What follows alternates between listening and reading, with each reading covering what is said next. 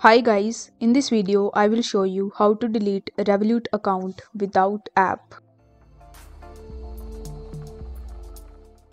So in order to do this, you will have to first open your web browser and you will have to come to revolut.com.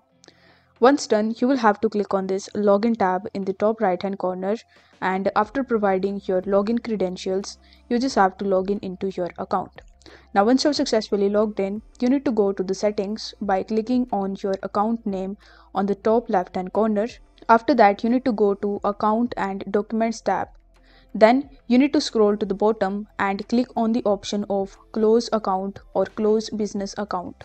Once done, you will have to choose a reason why you are closing your account, and your account will be closed instantly.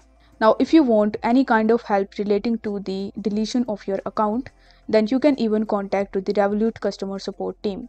In order to do so, you will have to tap on the contact support button in the bottom, and then you just have to log in into your account first.